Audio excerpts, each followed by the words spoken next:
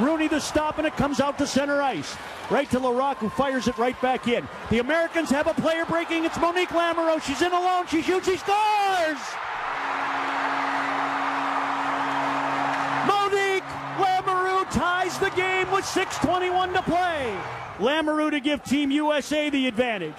First shooter in round 6. Lamoureux swiveling, right shot between the circles, fakes, shoots, scores!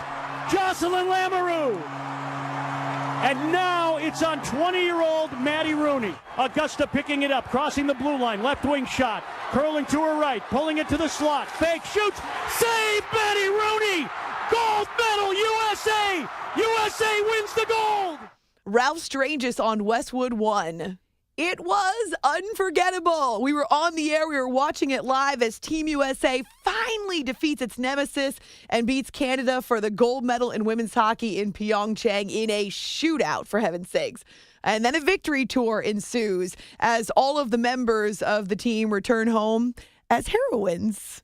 It took us a couple of weeks, but we're thrilled to finally spend a few minutes with Team USA forward Monique Lamoureux, who scored in the third period and then watched her twin sister Jocelyn in the shootout with the deciding goal.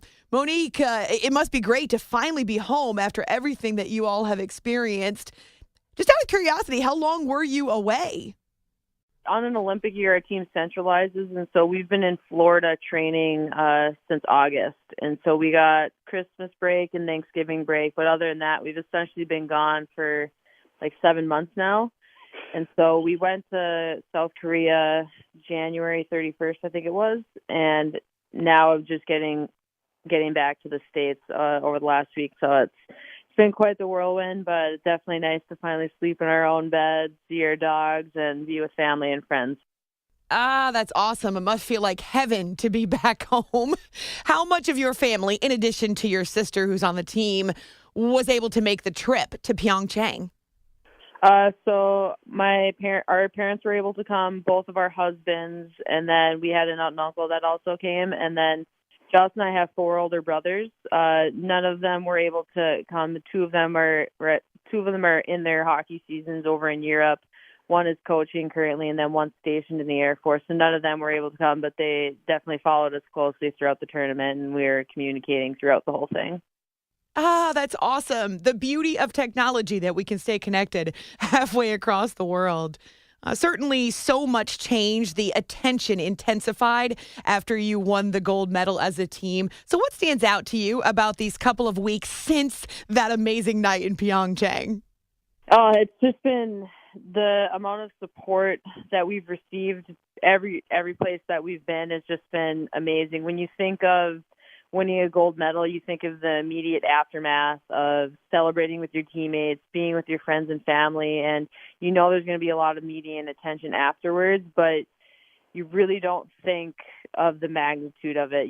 That's not what you're preparing for, you're thinking about. And so to have this media tour over the last 2 weeks and to be all the places we've been and all the experiences we've had with our teammates has just been, it's been amazing. I'm pretty sure I heard your sister doing an interview on Rangers radio with Kenny Albert. So it's been great to see you guys all over the place on TV, doing interviews, getting some of the attention. But what are a couple of the pinch me moments for you personally, Monique, where you thought, oh my gosh, is this really happening? Well, we were on Ellen, and then we did Jimmy Fallon, and then I think for me, the most touching one was when we were at the Stadium Series at the Naval Academy, and the amount of pride that city has for the Naval Academy, and just proud Americans that were there, and people that might not be hockey fans or sports fans, but are just American, just happy, like just proud Americans. And so the reception that we got when they introduced us at the second intermission, and the USA chants we were receiving, I think that was probably the most special moment. It sounds absolutely incredible. We're spending a few minutes with Team USA forward Monique Lamoureux, who was part of one of the best moments of the Olympic Games as the Americans beat Canada in a shootout to win gold in women's hockey. It's After Hours with Amy Lawrence on CBS Sports Radio. We saw after Team USA won the Women's World Cup. Carly Lloyd became a household name, and the members of that team were in the spotlight for a short time, but it was so neat for everyone to get to know who they are and how hard they've worked to get to that point. Now you all are in the same situation. So, Monique, what does it mean to you to have your sport and your teammates get all this attention, essentially be in the spotlight solo for just a while, even if it does only last for a couple of weeks or a month? I think our hope is that it's able to create a springboard for the growth of women's hockey in the U.S. I think when you think back to major female sporting events, you think of the 99 World Cup team and those Julie Foudy, Mia Hamm, Brandi Chastain, and then you think of the 98 team in Nagano, 20 years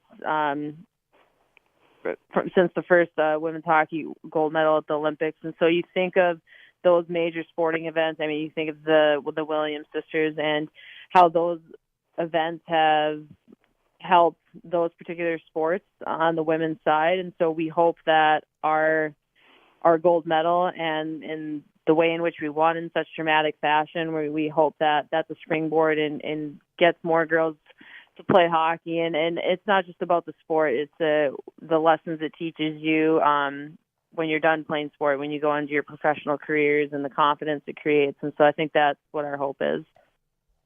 Such an amazing platform for however long it lasts. So ever since I found out that we were going to have you on the show, I've gotten just super excited to share my experience watching your shootout and your victory in Pyeongchang. So as all my listeners know, because of the hours that we're on the air, literally, the moment you all went to your shootout against Canada in South Korea was the moment I started my show that night. I wasn't able to talk about anything else. I was too excited. All I could do was try to keep listeners updated on what was happening as you and Canada went back and forth, back and forth. Just incredible drama. I know probably a lot of it is a blur for you, Monique, but what do you remember about the end of that game? So the third period when you tied it, then going on into the overtime, and finally the drama of the shootout.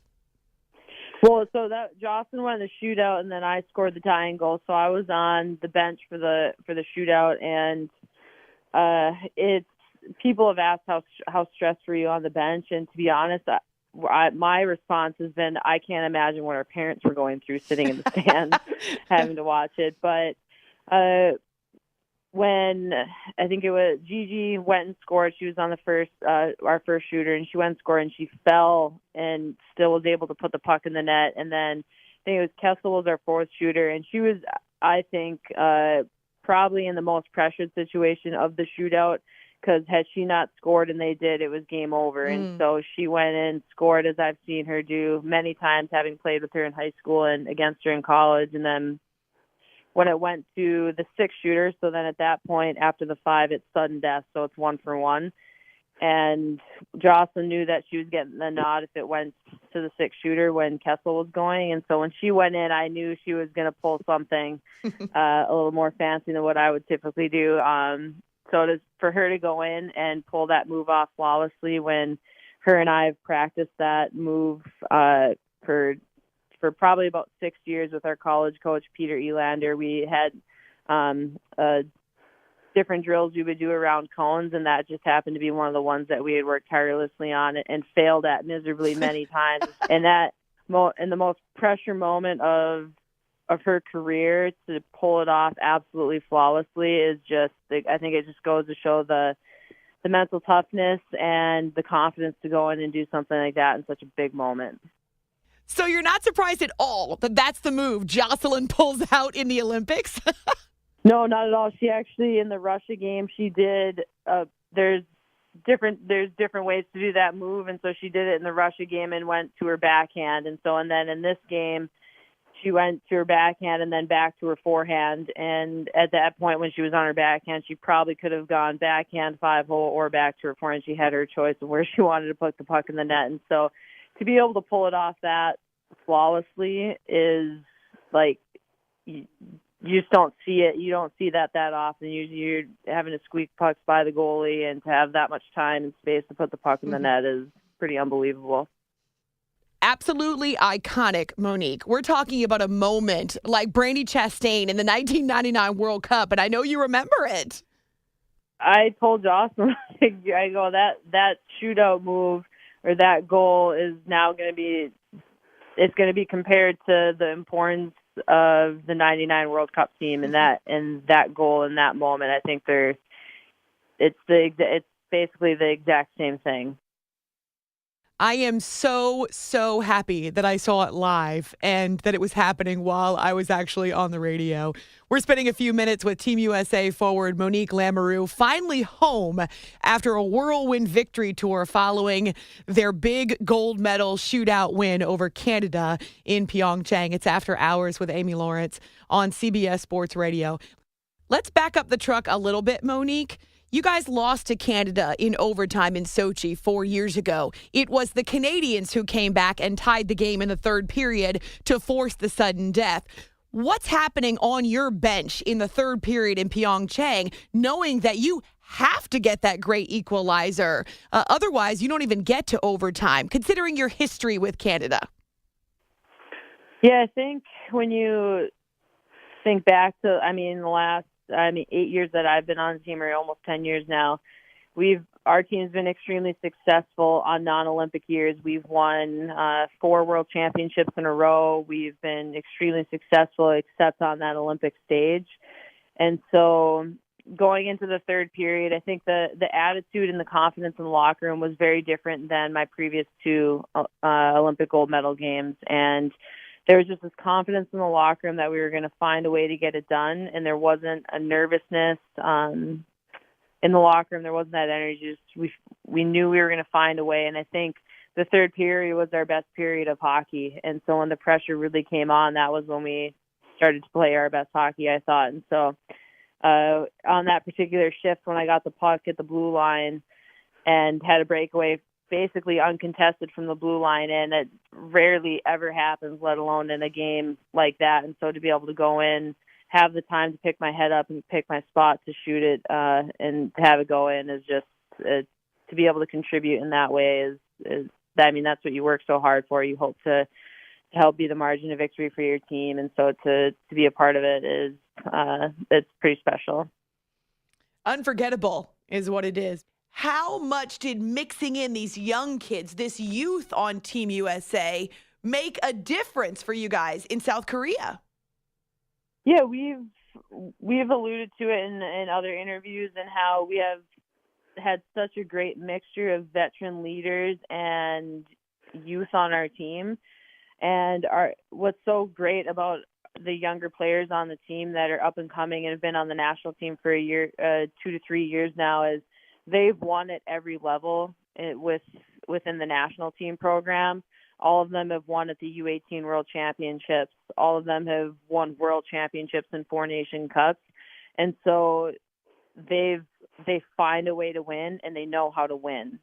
And then I think with that mixture of us being successful, just not on the Olympic stage, and just I think us shedding light on what it's like to lose on that stage. If you lose at a world championship, that sucks, but you get a crack at it a year later, and it does not compare one bit to the loss at an Olympic in an Olympic gold medal game. And so that mixture of success, heartbreak, and young and old, I think, was just a perfect mix for our team. How much does it matter that it was Canada, Monique? I think when you think about playing in that gold medal game with the history and the rivalry that we have with Canada, you automatically picture playing Canada. That's just the way it is. When you think back to the last 20 years that it's been an Olympic sport, every single world championship and Olympic Games has been a gold medal game with the U.S. and Canada, except for in 2006 when it was a Canada-Sweden final. So you got 19 out of 20 years with the same 2 teams battling out for the same prize every single time. And so you can't help but think, okay, if we're in a gold medal game, we're playing Canada, and that's the best team. And so I think that rivalry, I think it's one of the best rivalries in sports, because what team year after year for 20 years continues to battle against each other without any other teams really getting in except for that one time. Every single gold medal since women's hockey was added to the Olympics in 1998 has been won by either the United States or Canada. That's awesome. I know that you've done this for a long time, Monique, but what does it mean to you to represent your country, to wear the red, white, and blue?